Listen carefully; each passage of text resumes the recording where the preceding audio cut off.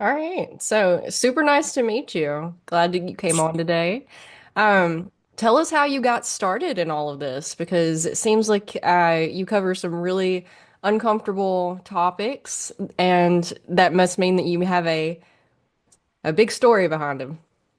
I do. I do. I don't really know where to start. My life has kind of been a series of unfortunate or fortunate events. Can't really decide.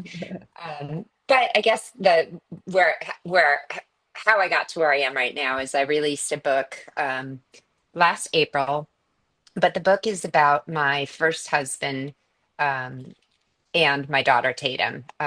About Gosh, I hate to even say it was that long ago, 15 years ago. I had four children and I had married my best friend. We grew up in grammar school. It was my first kiss. And he came home from the doctor's, or he went into the emergency room and they diagnosed him with pancreatic cancer. So at that time, it was kind of like they said, take him home. He has 2 weeks to live and, Oh my, let him say goodbye. Yeah. how But devastating. yeah, it was. It was unreal.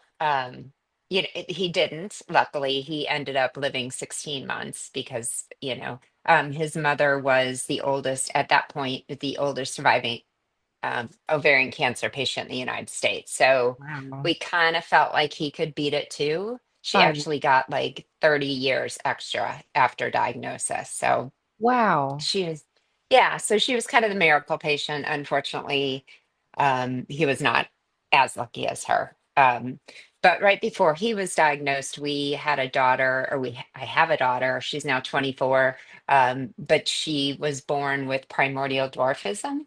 Okay. So, for people who don't know what that is, she's a little person, but she's completely proportionate. So right now she's less than 4 feet and she weighs 24 pounds.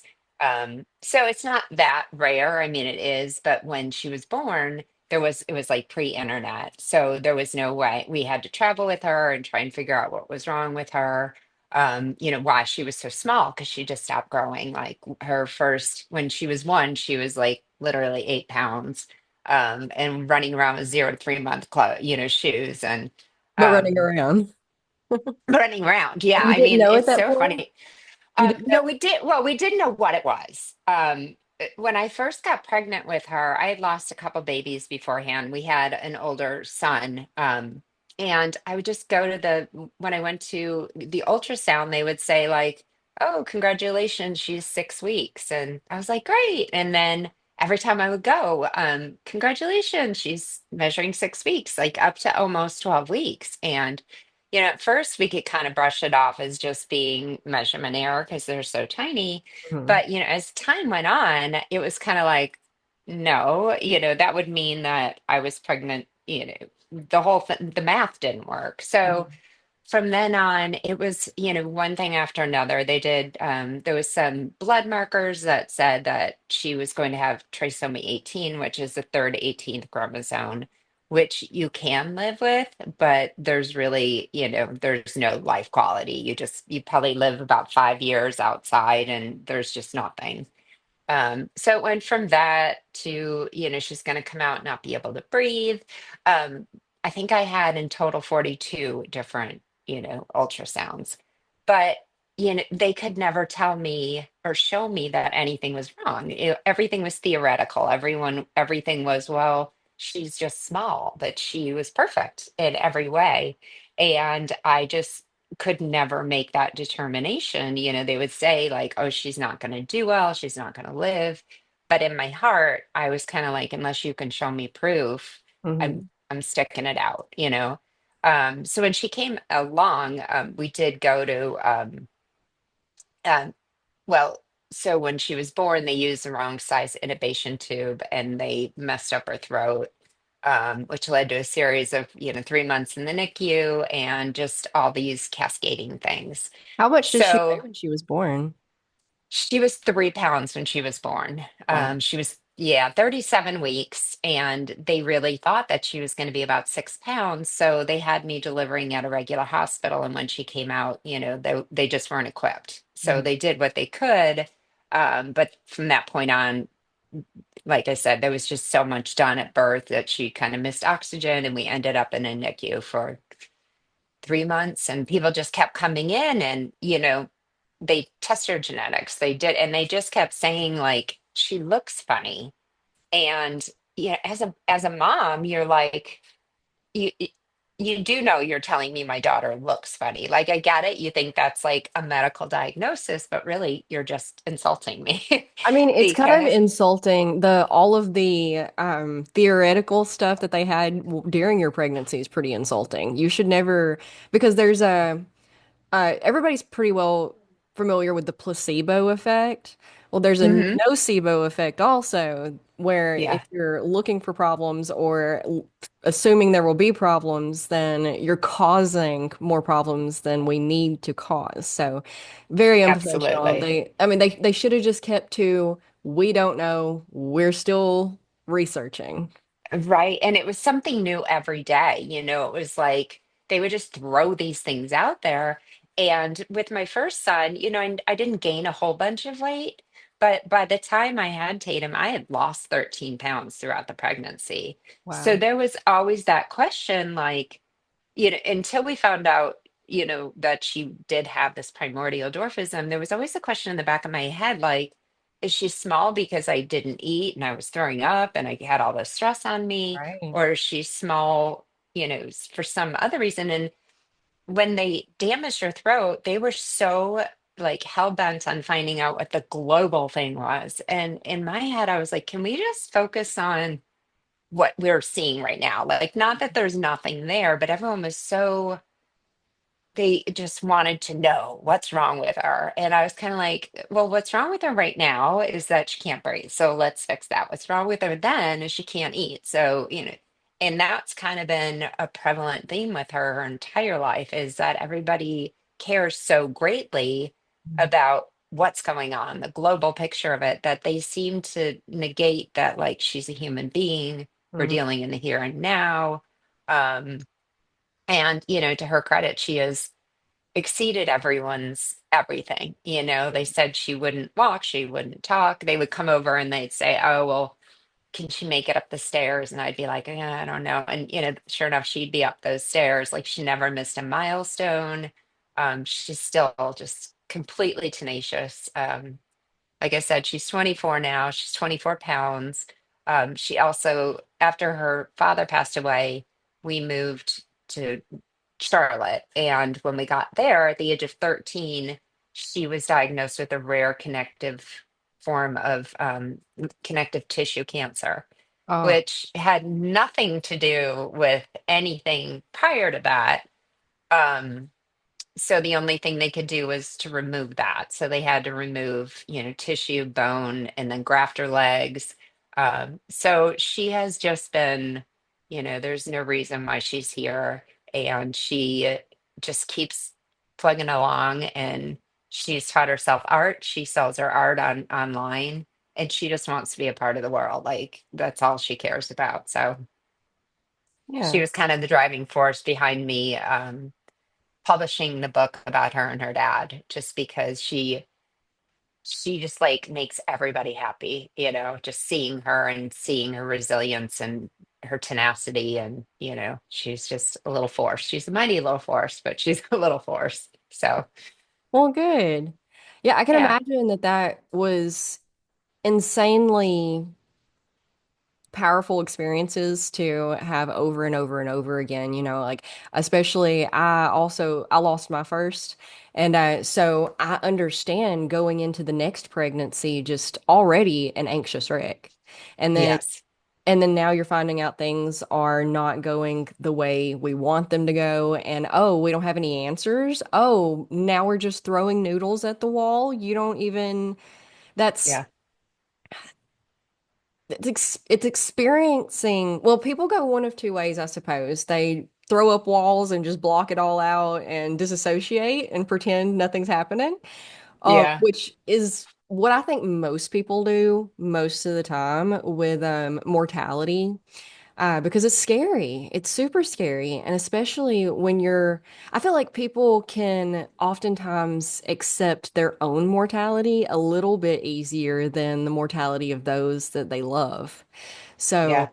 you're experiencing that loss over and over and over and over again, and it hasn't even occurred yet. Yeah. And I think there's something to be said of like, especially when my husband was passing away, we were one person, Yeah, we had grown up together. And so, you know, I didn't know who I was without him. And the thought sure, of losing him, I was losing me too. And when he passed away, that person I was, it died with him. sure. And when you say putting up blocks and borders, and that's why this book has sat on my laptop for 12 years. I decided when he passed away that I was just going to put all of his belongings into a neat little plastic crate and I would just move along. And I made a series of a lot of, um, you know, I wouldn't say dumb, but a series of a lot of decisions based on trying to avoid Hmm. reliving it, trying to avoid just feeling it, the Yeah, grief of it. So yeah, I sure. think that we either go into the storm head on or we dance around it long enough. But it always comes back in one Yeah. way or another. Yeah, So that's the thing is that the longer you put it off, the longer it's going to stick around because you have to go through it in order to process it and get to the other end. But I imagine, how old were your children when he passed? so my oldest was 12 and my youngest was she was about 2. Mm, So yeah, it was so the special needs, so uh, the oldest and then the special needs and then I had 2 more after that. Yeah, and I do get a lot from people asking like, well, after Tatum, why would you continue? Why would you have more children, And I often look back and think if I didn't, our lives would have been so immersed in sickness and sadness and isolation. And, because Tatum couldn't that's her name, she couldn't be around other people because she would get sick. She hasn't been able to go to school because she would be sick. And gosh, I can't even imagine how lonely her life would have been. She has all these brothers and sisters and chaos around our house. And to other people looking in, I think sometimes they're like, you're always putting more on your plate and kind of like I'm in denial about it, or, I just keep roll bouncing. And I think that roll bounce is where you learn to live with it and you don't let it stop you and you learn to see the beauty in it, and you don't get stuck in it. So yeah. there's something to be said for that too. Well, there's this whole theory that the reason we're so anxious and depressed and stressed out these days, well, maybe not stressed out, but anxious and depressed, is because we don't have enough responsibilities. Because if you I have could see enough that. responsibilities, you don't have time to be anxious and depressed because you're just like, go, go, go, go, go. We got to get to the next thing. We got to, and especially as a mother, and you have these lives that you have to care for because children can't care for themselves. And, or, some will try, but you, you didn't have time, I imagine, to mourn. No, no. And here I in my first book I talk a lot about just like dancing and saying you're fine, like I'm fine, I'm fine. um there is a powerful tool behind it because it does get you somewhere, but at some point you have to recognize that it's hurting rather than helping. And I think I pushed that line a little bit too much necessarily. But yeah, I couldn't wake up in the morning. Everyone said, I don't know how you did it. And I was like, how do you not do it? Like, yeah, I didn't really have a choice. Yeah, And, now that my children are getting older, I do find myself like, oh my gosh, all of the laundry's done. Like, what am I going to do with my day? And it is a right. very weird, and I'm glad I didn't have all that time because I literally would have been like going insane, that there is a lot of time to sit and reflect and you need that time, but too much of that time is probably not good. So, Absolutely. Yeah, there's affirmations and positivity, it's a delicate balance because you for sure want to. I talk a lot about mindset work, and if you're down and out all the time, the first step is realizing that you are like, okay, I'm realizing that my mental chatter is on the negative end, the unhelpful end of things. So can we switch over to something more positive? Can we put our focus on, oh, okay, like the sunshine today? That's nice. Let me go see if I can get some of that on my face. Or, something as simple as, man, these walls really look nice. I did a good job painting these 10 years ago. Still kind of like the color. Yeah, this is a good color. Just it doesn't matter what it is, but there's also avoidance that you want to avoid. So like Right. positivity is great, but there's toxic positivity which avoids the emotions and the processing of them, and that does a lot more harm in the long run. And also as parents, we find ourselves wanting to disguise our emotions in front of our children, be strong for them. And that Yeah. also is a delicate balance because, like, yes, you should model strength for them and show them how to do that and be that and stuff, but not in such a way that we're callous or not introduce. I think we probably do a lot of harm in the long run by hiding our emotions from our children because, I mean, emotional regulation is a brand new topic for most people. Nobody Yeah. really knew what emotional regulation was even 10 years ago. Uh, so, if we suppress all of these emotions and we don't let our children see us cry, then they grow up and then they're confronted with these, their own emotions of loss and grief in all of its forms. Being human is horribly painful emotionally. Yeah. And many of us who have experienced emotional pain and physical pain would take the physical pain 100 times Oh, over. 100%. Yes. Yes, I would agree with that. Right. And then they don't know what to do with it. So, you know, were y'all able to come together as a family and support each other, or did we just shut it off and all right, moving on now? Right. Yeah. And I think there's something to be said about I think one of my biggest character flaws is I used to see it as a positive is that I'm so independent. I will not ask. I could be losing a limb and I'd be like, no, no, I'm fine. Trying to tape it back on and not letting anybody help me.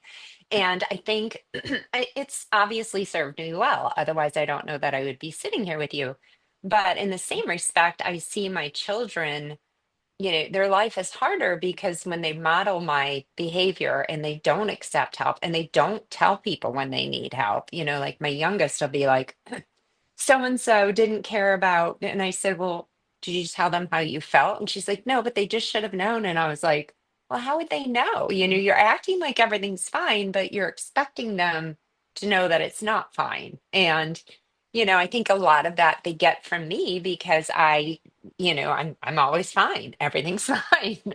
So yeah, I think a little bit, if I could just learn to be a little less dependent or independent, I think everyone would probably be a lot better off for it. But again, it serves you at a certain point in your life.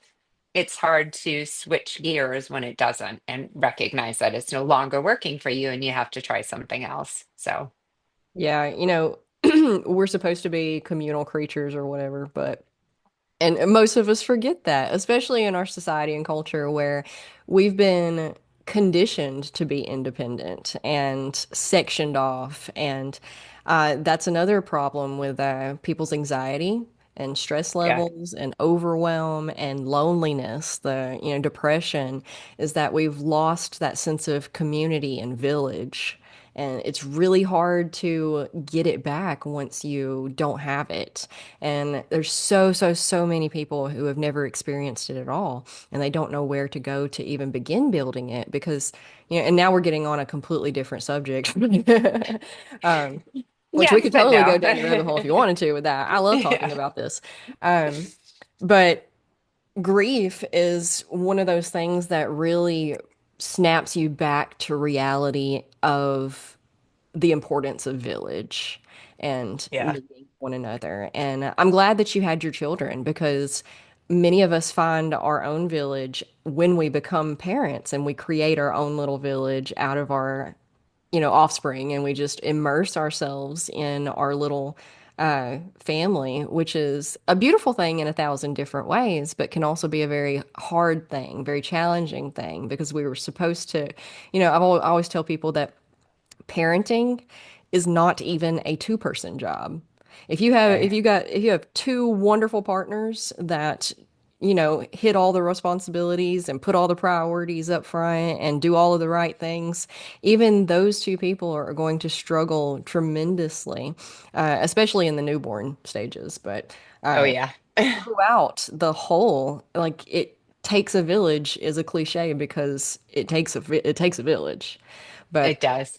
being able to focus on your children really helps you a lot with a lot of things. And I think our children are wonderful introspective tools into our own behavior because many times we don't realize that we have that pattern until we recognize it in our child. And we're like, oh, I've seen that before in the mirror. Yeah. If 100%. Yeah, they'll always they'll make you honest. You know, And in a good humble way. you. Yes, definitely humble you. I say that the worst phrase that ever comes out my mouth is my child would never. The minute you say that, I'm getting a call from the principal. I'm getting, um, yeah, the children, I honestly, everyone, when they say, "Well, I don't know how you were, juggling all these kids," I don't know how I would have made it through if I wasn't. Right. And that's kind of, after my first husband passed away, and my second book is coming out, couple more months, but my second book is a continuation of that, and that's a different type of situation I got into with a really bad relationship. And again, like I said, bad decisions, but I had two additional children from that relationship. So again, everyone was like, "Why are you starting over again?"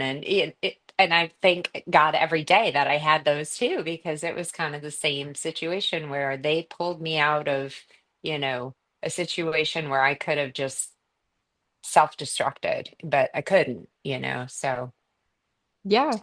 yeah, So we had a really hard, so we're up to six now, right? Six children? I am up to six. Yes, Okay. yes, I'm Was there done. more? That's it. That's it. I Okay. promise. Four dogs, but yeah. Those are children. They are. They Yes, are. yes, mine do. I have a husky, so it's like 10 children. Oh, Yeah. yeah. My in-laws always had huskies and Akitas, which Akitas are like huskies, but more feral. Yeah. Oh And gosh. those are I don't just know how they. the independent dogs. If you want a low maintenance dog, that is not the direction you want to go.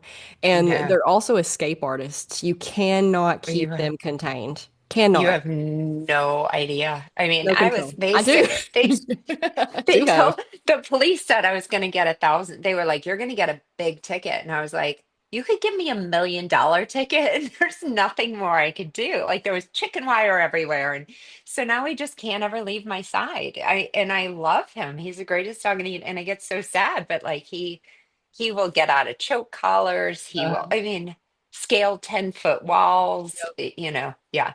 So. Yeah. I always thought I wanted a husky until I me and my husband have been together since we were 16. So, and I started hanging out with his family and they had huskies. And I was like, oh, you know what? I think I'm a little bit too lazy for a husky. I don't, Yeah. they're beautiful dogs, but no, we landed on we have Great Pyrenees mixes. So we have, Oh, I have one of those too. Yeah, I okay. love my Great Pyrenees. It's a Bernese Mountain Dog Oh Great my Pyrenees goodness. mix. Yeah, I know. He's so Uh, cute. His name is Humphrey. I have a friend who has a purebred Bernie's what her name is, and she is Yeah. enormous. I love big dogs. And Yeah. the thing with big dogs though that people don't understand is that big dogs know that they're alpha-ish. Yeah. So they can be kind of jerks, and if they don't feel like listening, they're not going to listen. And huskies kind of fall into that category too, but Yeah. our Pyrenees are a little bit. We have a Pyrenees lab mix. He's solid Oh, white. and not near as big as we thought he was going to be. But then That's we nice. also have a Pyrenees Shepherd of some sort. He was just a little mutt dog that showed up at my mother-in-law's house that I, as a puppy, and that I brought home. And he's only a year old, so he's still growing, and he's already nearly twice the size of my other one, Oh, who's wow. 3 or 4. Okay, dogs. Love dogs. Yeah, Anyway, dogs. circling full circle back around. Um, we had a really rough year in 2021. My grandfather had a strange sort of trauma-induced dementia. And since it wasn't traditional dementia, it progressed really strangely. And so he was slowly dying for 10, 12 years. And so in 2021, he died. A month later, my father-in-law died of COVID. And so that was the year that I really got to sit back and see how everybody processed grief. Mhm. And it's such a powerful subject, and our culture and society hides from it. Nobody wants to talk about death. Nobody knows how to talk about death. When someone loses someone, they kind of like pat you on the back and say, I'm here if you need anything. But other than that, they don't know what to say. They don't know what to do.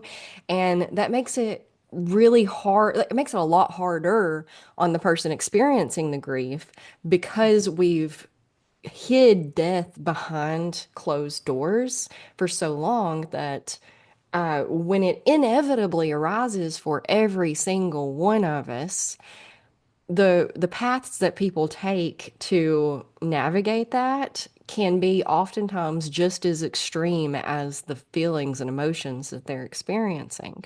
So we had I'll try not to name names just in case anybody's like, but we had one person who went absolutely off the deep end and got arrested like 3 times, totaled in the matter of a month and a half, okay?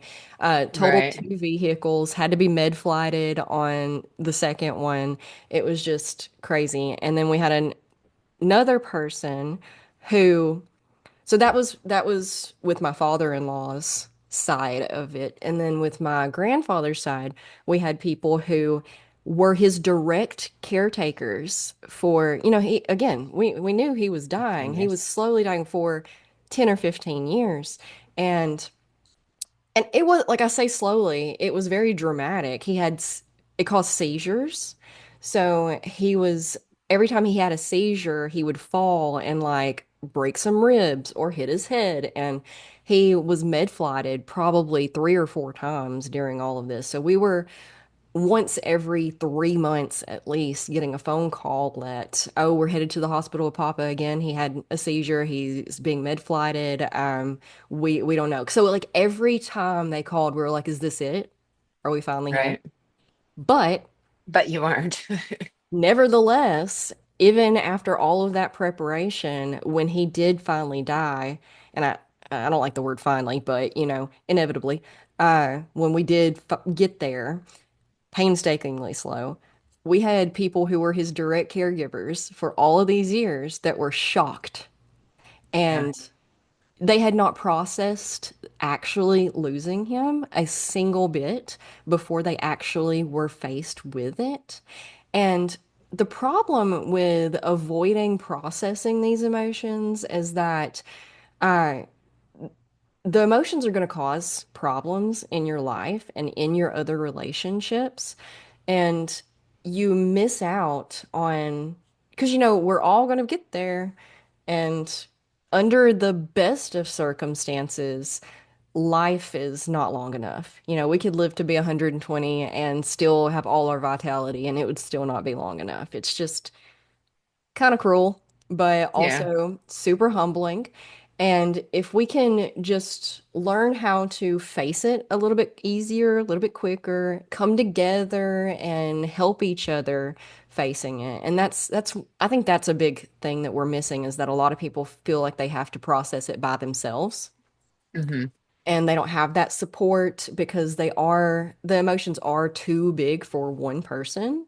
And that's why we need to figure out how to support one another and help each other through so that we can be liberated from the emotions and the fear of mortality so that we can learn how to be happy and enjoy the moment that we're in today and that we still have.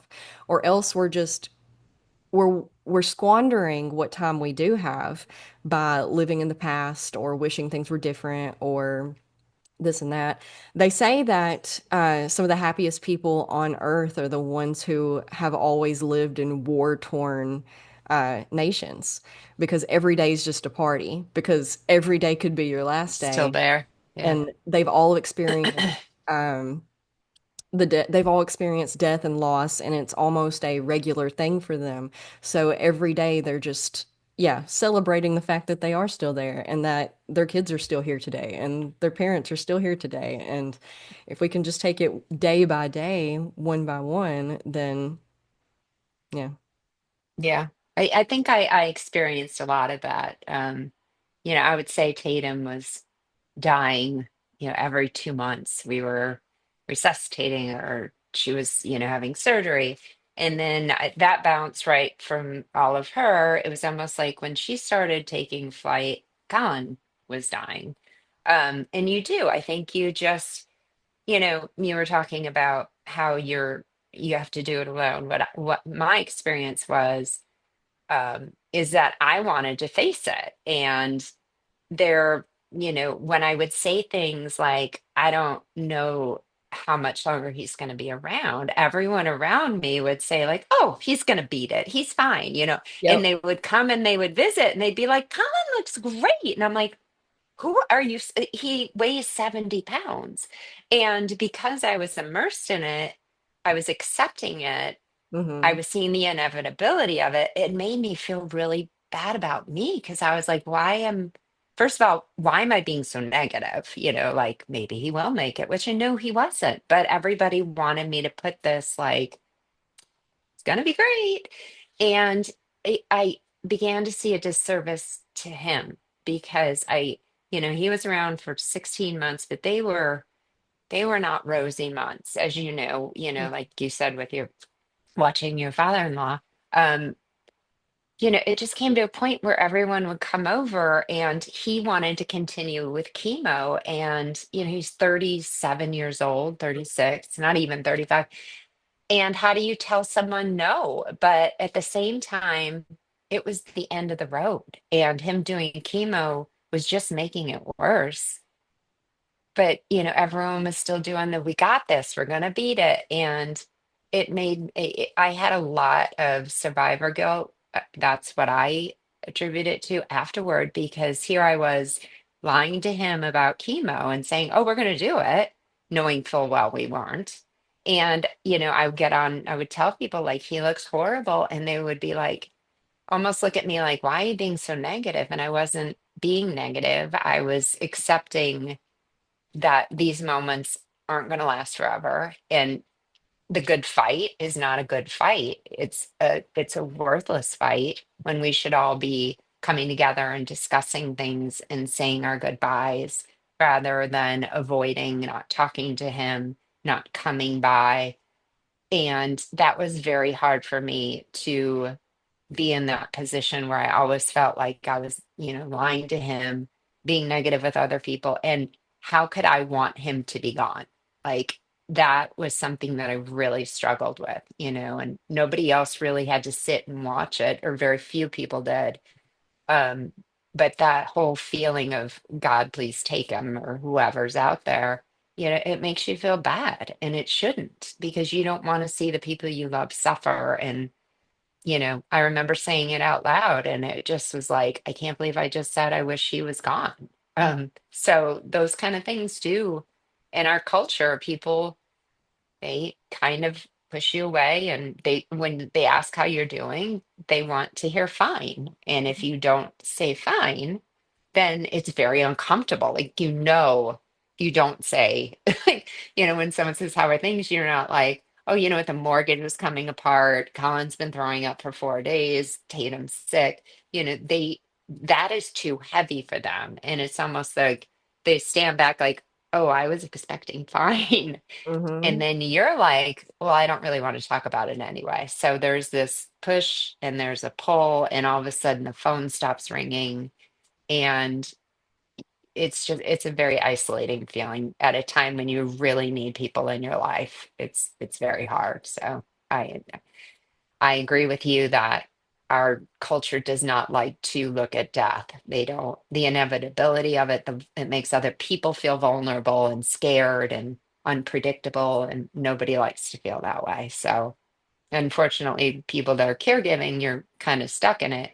And I Hmm. will say another thing to your credit is that, I think no matter if someone is 110 years old, those when they go, you're still shocked. It's like you get a call and they're like, "Oh, great grandma, you know, Barth passed away," and you're like, "Oh," even though she might have had Alzheimer's for 10 years and you probably didn't visit for 130. another 10 years. Yeah. You're still like, "Really?" Uh-huh. Yeah. Yeah. So, That's super common though. It the caregivers wishing they want the nightmare to end, and you can't fault them for wanting the nightmare to end and for their next, because especially when it's really long and drawn out and you're like, because I think many of us sit around and daydream about what life is going to be like afterwards. And then, but we're still stuck in the nightmare, and we just want the nightmare to end so that we can just go ahead and get to the next step because everybody's suffering.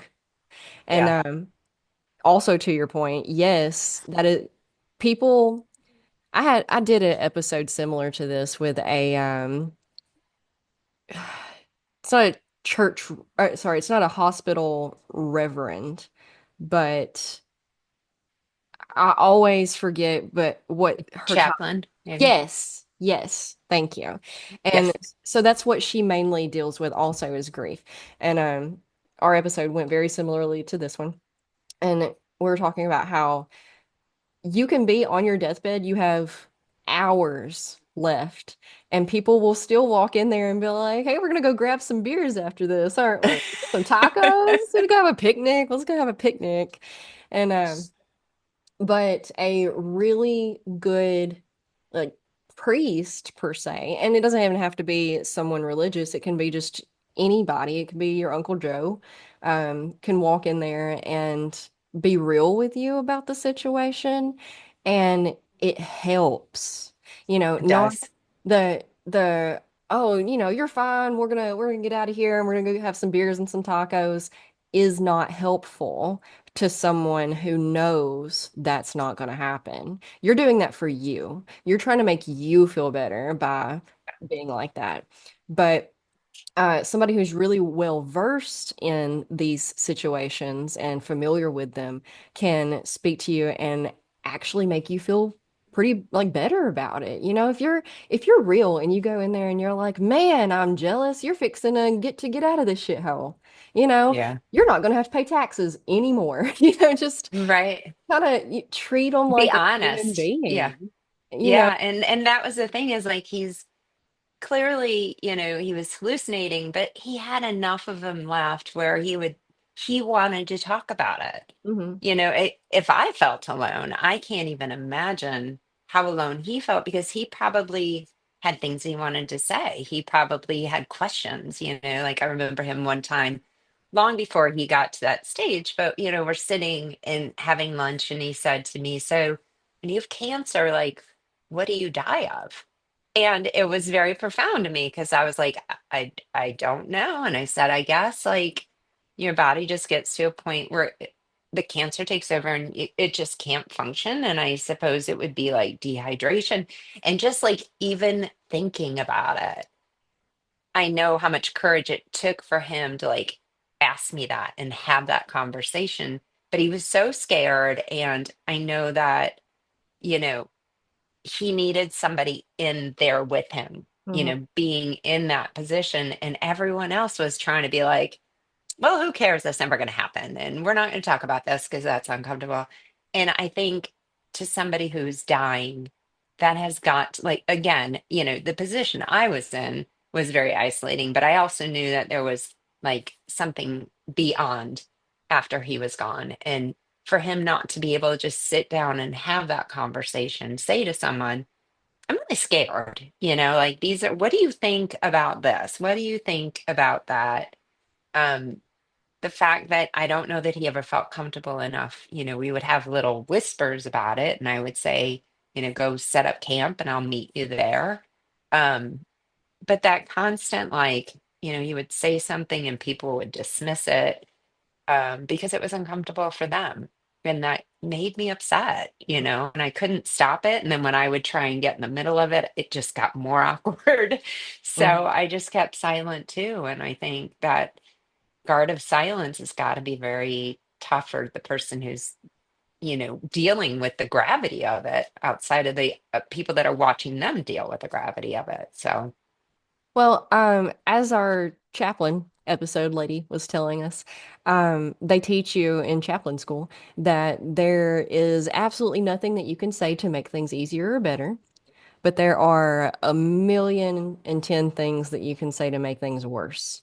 So active listening and just being around. And that's the thing that people, they don't know what to do. They don't know what to say. So they just avoid and deflect and make jokes and which I'm all about making some jokes. Let's make some jokes, but not in a deflective way.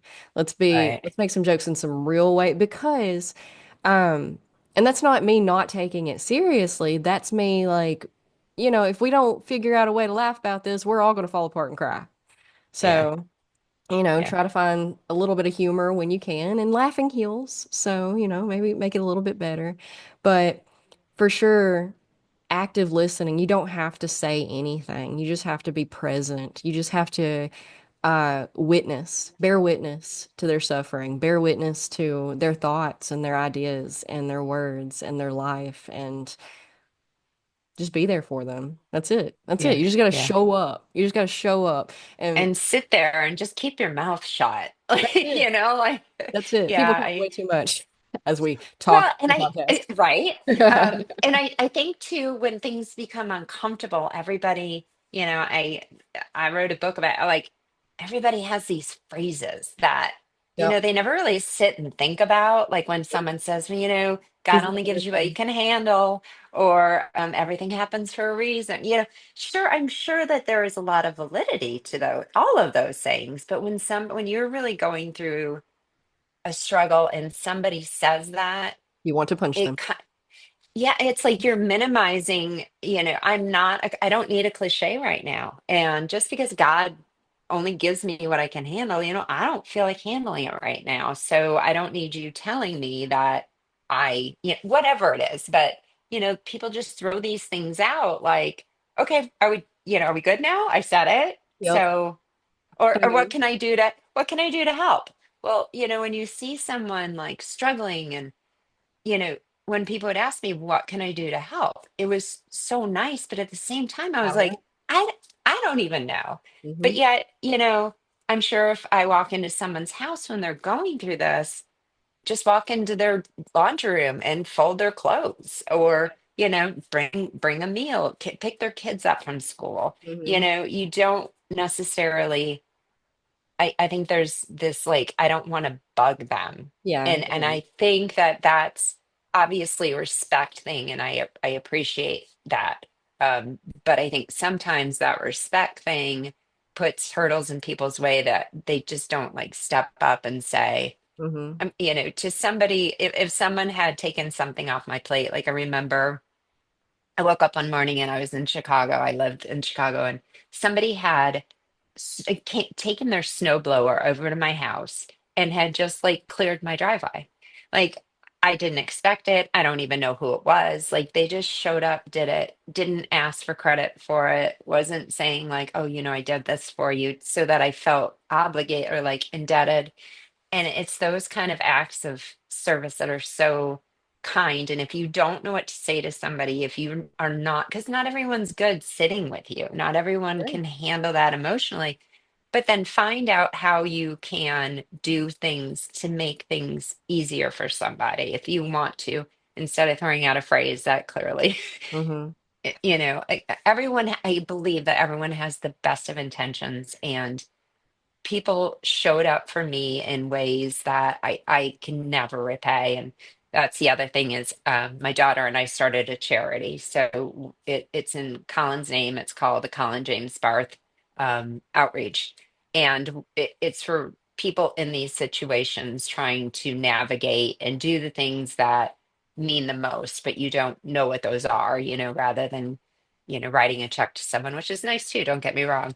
But just showing up, doing things, taking away that, like, oh, I don't want to bother them, or worrying if you do catch somebody, then you're going to get caught sitting down and talking with them if you're if you're not somebody who's comfortable with that, and that's okay. Not everybody can sit down and have those conversations, and that's fine, like we all have our strengths and weaknesses and talents, and um, just finding the way to help people in those situations is tough, you know. Hmm. Yeah. They said that asking, telling them if you need anything, let me know, puts more on them because now because they're in their head and they're like, I do need help, but I don't know how. I don't know what to tell you to do. I don't want to tell you to do my laundry because that just seems weird. And I don't want to tell you to do Yeah. my dishes because that just seems weird. And so a better alternative to if you need anything, let me know is, hey, I can do X, Y, or Z at this time slot. Which Yeah. one would you prefer for me to do? And if you Yeah. if you present it like that, most people, a lot of people are going to be like, "Oh, you don't have to," just because that again, that's the culture. Um, but if you just insist, like, "No, I'm doing one of those three things Right. So this choose. time slot. Which one do you want to do?" And again, if they're like, "I don't know," like, "Okay, well, I'm doing this one then." Oh, Right. I'm doing that one. Absolutely.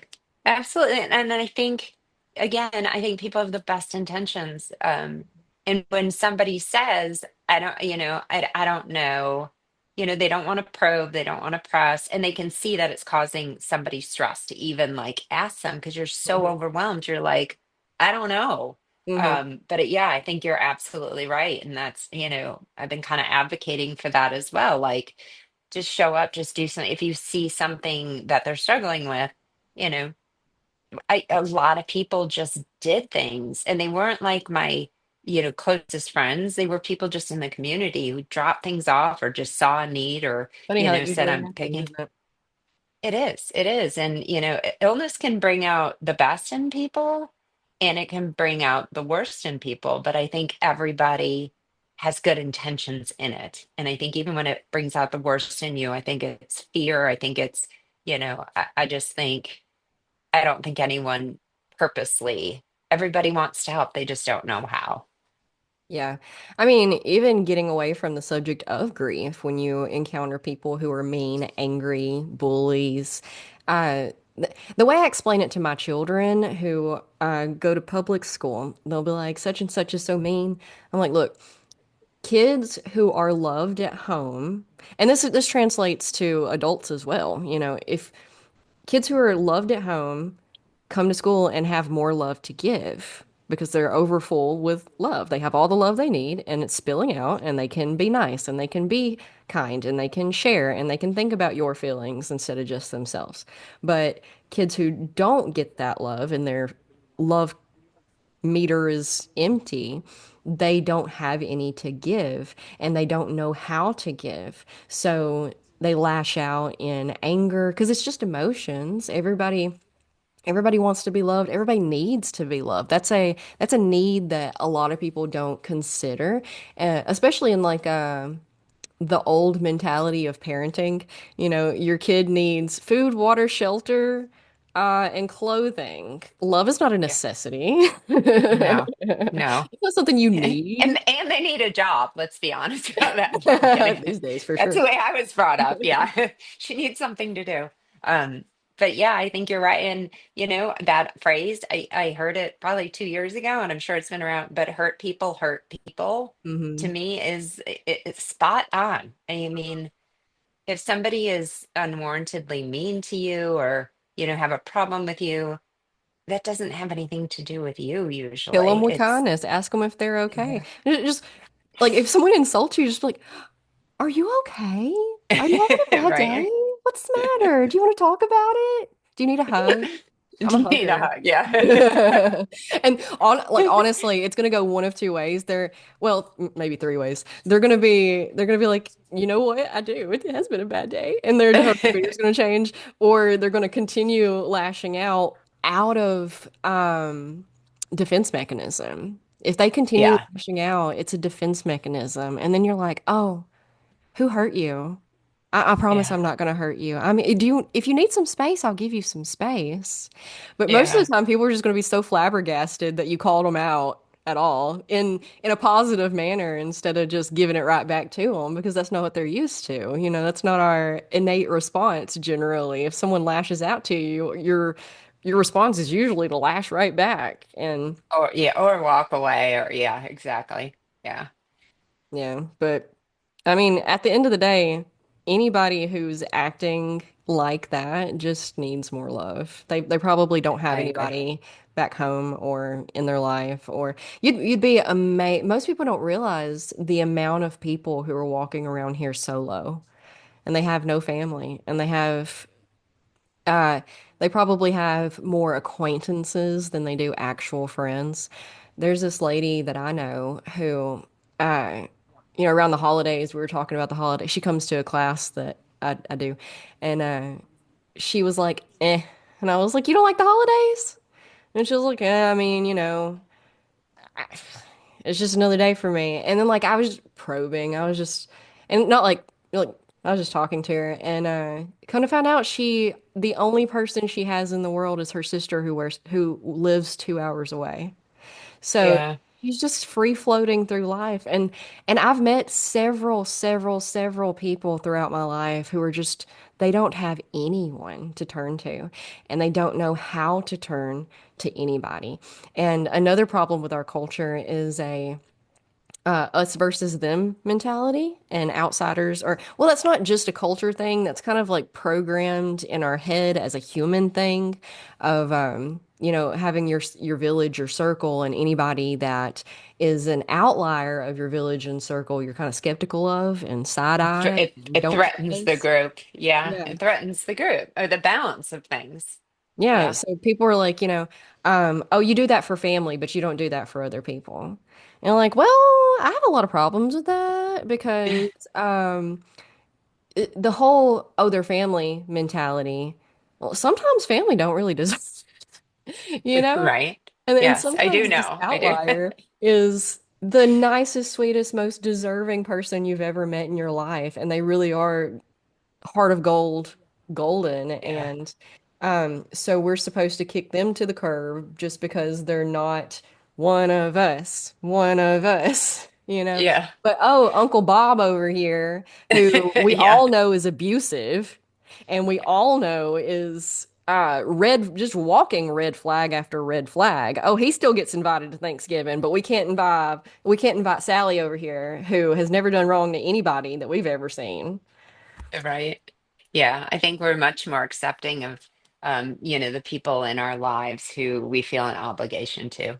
That's one of my biggest like questions about humanity is like, why do some people act badly and hurt other people and everyone's like, oh, that's just so and so.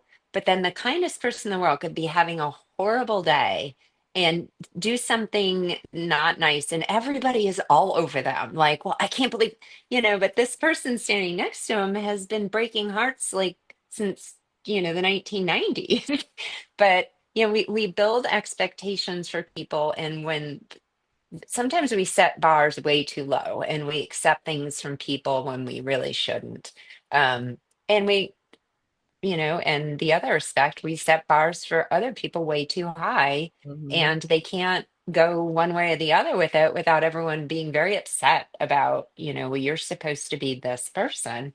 And Mhm. we all have our, nobody's perfect, but sometimes we expect perfection from some, and we never ask for good things from others. So, I agree. It's that thing where we're a victim of our own success. Like in a job place, you do really good at your job and you do all the things you're supposed to do, so they give you more responsibilities Right. to do.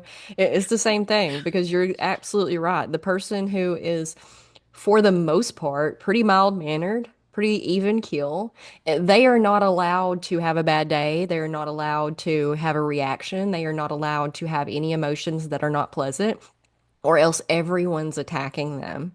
And Mhm. that's so damaging. That's so um what's the word? There's a word. It's a really simple word. Um yeah. Yeah. It is, especially for people who are pleasers and you just and you're going through a hard time, like I Betrayal. just It's there betraying. you There go. you go. It is for training. Simple word. I just well, that was a good one. Good job. I just think that when you're going through a hard time, and I think that was another thing with Colin is that like I really care what people think of me. I mean, I was born that way. I don't you can say maybe I'm a product of a Catholic strict Catholic mother. I don't know, but that was very hard that I felt like people were judging me. They were judging my actions. And then after he passed away, I wasn't grieving the way that people wanted, Hmm. like I wasn't sad enough. I wasn't, I was going out or it was this constant like, and I'm sure I felt it more than it actually was because I was already feeling like, well, how do people feel I should be acting instead of how I actually felt? Because I wanted people to know I was sad, and I would be very sad if someone thought I didn't care. So, those kind of expectations that people put on you, you put on yourself. And it is very, damaging going back to that. It really damages how you see yourself. And, there's a lot of, baggage that you can build from that because then you feel disingenuous and fake in your own life, and there's a lot of that that goes with being somebody who cares a lot. And I don't suggest that. I know there's a lot of talk right now and social media spaces, just let it be and you be you and don't worry about what other people think. And I think that's a great thing in theory, but for somebody Hard to who execute. can't do that or doesn't want to. Maybe I don't want to be okay with everybody hating me. Maybe I don't want to, I don't think that we should all have this magic switch that just is like, well, you do you, I'm going to do me. I don't know that that's very productive either. So I don't know what the answer is, but, It's somewhere in between. it Because is, it is. like you said earlier, it says more about them than it does you, right? So, and Right, the truth of the matter is that you cannot, no matter what you do, make every single person happy. And right. the people who are in tune and in touch with themselves and people are going to understand that everybody grieves in a different way. And some people need to isolate in order to grieve and process. Some people need to go out and experience life because, if everything's just dead and dull and gray in your life, you need to balance that out with maybe going out a little bit so that you can see, okay, there is life in things. There is still life to be had and to be led. And so, for one, being gentle with everybody and their specific grieving process. And for two, you don't know how much they've already processed and grieved before you actually get to the actual event. Yeah, I have that problem myself, is that by the time, so far, for the most part, everyone I've lost, we kind of knew it was coming eventually at some point. And so I had already processed it all and grieved and came to acceptance by the time we got to the funeral or whatever. And then people will straight attack you for not acting sad enough. And yeah. they're like, "Oh, you didn't love him at all." Uh-huh. What? Excuse me? You're moving on too quickly. You're going Uh-huh. out so much. Like, oh, look at you. I'm glad you're happy. Well, they, some people just want you to sit in sadness, and you can only sit in sadness for so long. And they didn't see, I know you mentioned it a while back, behind what went on behind closed doors, you Hmm. know? Um, there's there's only so long that you can grieve something or be sad about something before you Get accept sick. it. Yeah, or you accept it and you're like, it is what it is. I'm sad, but I can't sit in it, and I'm going to make something positive come from it, or I'm going to move forward. But I think sometimes people aren't prepared for you to move forward. It's like, Hmm. well, we're not ready yet, so you can't go. And Hmm. and it's usually the people that aren't there. They're the ones that are like, we're fighting this, or that they Hmm. haven't been watching it for 16 months or however long that is. Um, so. Yeah, one of my things was w- I like to celebrate life and what that person stood for and what they believed in and what they thought. So I tend to move on quicker because I'm like, well, they can't live their life like that anymore. So I'm going to live that life for them. I'm going to go out there and make the best of everything I can because that's what they would have wanted. And I'm going to help as many people as I can because that's what they would have done. And I'm Mhm. going to try to reach out and stay connected to this person and that person because that's what they would have wanted me to do. And yeah, some people, you know, the loss chunk that I spoke about happened in 2021. There are people in the family now that have still not gotten over, they've still not processed that grief. They're still just can't drag themselves out of the bed most of the time, depressed. And you know, on our point to helping those who are grieving, some people don't want to be helped. They want to seep in their sadness. They want to crawl into bed and never return. And yes, it hurts that badly. But also, you can only do that for so long before it's literally starts making you sick. Yeah. Yeah, But I agree. they have to be willing to accept the help. Yeah. They have to want to move on before they can move on. And some people just don't want to. And yeah, I don't think it's conscious. I don't think they're doing this, but in a way, it's an easy out to just crawl in bed and be like, nope, I can't do that because I'm grieving. I can't do that because their death destroyed me that much. I can't do this. I can't do that. I can't move on with my life at all because I just loved them so much that I am just stuck right here. And right here is where I will die also. Yeah. And you don't understand, obviously, if you're moving on that quickly, then you didn't love them the way I did. And I hate, I don't know that anyone really, like you said, consciously does, but I did get that feeling that made me compare my feelings and my grief and, how I was feeling, and made me think, well, are they right? Because I seem to be pretty okay at this moment. And, but I also did know that the last thing that Colin would have ever wanted for anyone he loved was for them to sit in grief that he was gone. They wanted us to remember him in life and how happy he was and carry that on, Mhm. not his illness, like the minute he was gone, we all tried to put that illness away and remember the person he was before that. And in order to do that, you do have to move on and remember the person that they were. And that is very painful, but he would have never wanted us to sit around in sadness. He certainly, never wanted me to sit around in sadness. So I felt like I was honoring him the way that I knew, versus how someone else feels they were honoring him. I don't believe either one of them is right, but for some reason, I kind of felt like I was doing it wrong, Mhm. which is not a fun feeling. Sure. So, Especially when you're already dealing with so much already, other people's opinion. And isn't it funny how those that have the most opinions about how you should be grieving are the ones that oftentimes were not part of any of the process at all, and yeah. suddenly they're entitled to give you their opinion on how you should be doing things now. Yeah. Well, and it was the people that never came to visit him that were Mhm. like, I can't believe he's gone. And I was like, well, of course you can't, because you never said goodbye. You Mhm. never sat in it. You never like gave yourself the time to recognize that he was going. You just pretended he wasn't, and now you're grieving, rightly so, because you didn't take the time to do it while he was actually going, you know?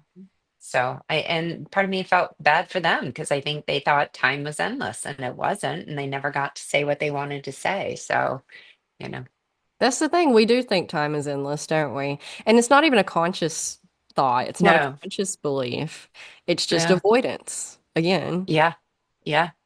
Yeah, well, it's much easier to think like, oh, I mean, anything we don't want to do in life, it's much easier to say, I'll do that tomorrow. Like, and just to like kick the can feels really good. Like, well, I don't want to do the laundry today. It'll still be there tomorrow. I'll deal with it. Hmm. Some things won't be there tomorrow. Exactly. You know, n it's never promised. And we've been talking a lot about sickness and it being long and drawn out, but it can be absolutely very sudden at Yeah, any point in life for any single one of us. You know, healthy and happy 1 minute and in a car accident and dead within an hour happens very yeah. fast. Um, we all know, I know entirely too many people who uh, have died before they reached adulthood. And, you know, so this is springtime is when we have most of our birthdays. And so it was somebody's birthday the other day, and I was talking to them on the phone. They're like, oh, it's just another day. And I was like, I need you to stop that right now.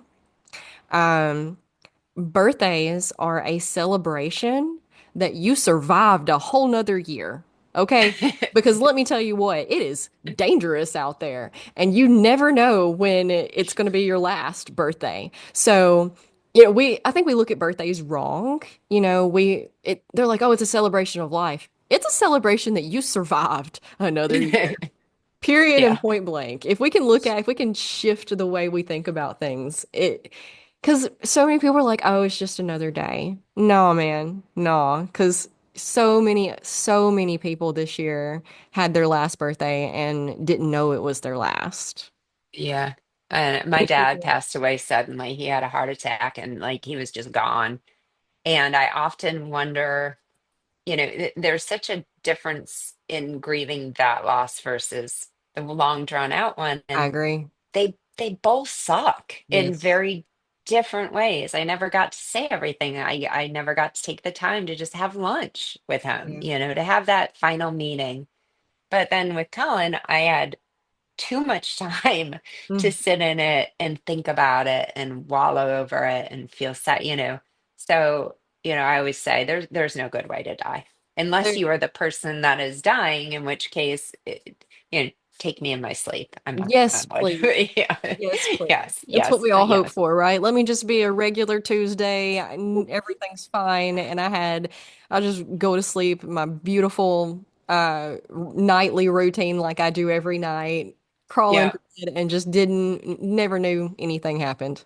Yep. Kiss your kids goodnight, and that's the end. And yeah, everything Yeah. is in a nice little package. Yeah. Yeah, definitely love everybody all the time because you never know. No, you don't. That is for sure. All right, well, I guess I'll let us wrap this up. Tell Okay. everybody where to find you. Well, my book just actually came out on audio, which was pretty exciting. My childhood best friend her name is Terry Schnabel, and she did the audio version of it. So it can be found on Amazon. It's called Notes from a Blackberry. My charity is the Colin James Barth Outreach, and it's at CJB or cjboutreach.org. You can go on there and see what we're doing. Right now it's local, but we're hoping to go a little bit more national. And my daughter's art, which is really, really cool and unique, Tatum, her website is Hope 4, like the number TAYT. And the 25% of all the proceeds from her art goes to fund the charity. So it's kind of a round robin thing. And my next book will be out hopefully in a couple months. So Awesome. Well, thank you yeah, for talking about all of these things because they really need to be talked about more so that we can maybe shift the culture a little bit. Well, just a fragment at a time. We're not looking to make whatever. It would make a lot. of things easier for people who, again, we're all inevitably going to face loss at some point. And you're right, sometimes it's sudden and sometimes it's long and drawn out, and both suck. They suck in different ways because I've experienced both, and the shock, it's like a gut shot. It's like someone literally shooting you with a shotgun in the chest, in the stomach, and to lose someone suddenly. But also, it is so painful to watch somebody slowly, piece by piece, day by day, change and lose pieces of themselves and become unrecognizable to the person that you loved. Yeah, yeah, they're both horrible in their own way. But there's some beauty in, when you do lose someone, you recognize all the people that are still here. Every time I hear I lost somebody, it makes me hug the people that are still here a little tighter. So, um, yeah, I mean, I think it's all in what you take out of it. It's never a good situation, but it has to happen. And I think what you take away from it. And thank you for doing this, because I think, even if we can't shift the culture, if one person out there is dealing with all of this and hears Mhm. it, then you're making a bigger difference than worrying about the culture. Because I think, Exactly. yeah, I being in illness and grief and not knowing where to turn and not having anyone to talk to is just it kind of robs your joy. So thank you Yeah, for doing this. thank you. And I feel like this is more for people who know people who are experiencing grief rather than experiencing the grief yourself, because we can't tell you how to cope. You can only figure out how best to cope for you and, do what you need to do as long as and that's what the person who went crazy and like got arrested a few times, and we're Yeah. like, look, we sat them down and we told them, they're like, do what you need to do, don't hurt anyone, and don't cost us a ton of money. Right. That was our only Just don't two. affect it. Yeah. Do you, but you don't seriously affect anyone else in doing it. Yeah, guess Or what they did? yourself. Yeah. Yeah. Yeah. Um, Unintended consequences. ugh, I I guess yeah. But another point is mindset shifts of looking at things like um grief is just love enduring. So Mhm. the more it hurts, that's the magnitude of the love that existed between you two. And you get to carry that on. They get to live on in your memories and your dreams and your sharing of the stories of their life with other people. So, Yeah, that's what the charity is for. I promised Colin on his last days that his death would not be for naught. So, we're trying our best to make something good come out of it. yeah, well, I think you're doing a great job. And Oh, we'll thank make you. sure that everything's linked below so that people can connect with you and follow your story, y'all's stories. Super Thank you. exciting. Love to see how Yeah, it unfolds moving forward. And if you would ever like to come on and do another episode, I'd be happy to have you. great. I would love to. All right. It's Thank been you. a pleasure. Thank you.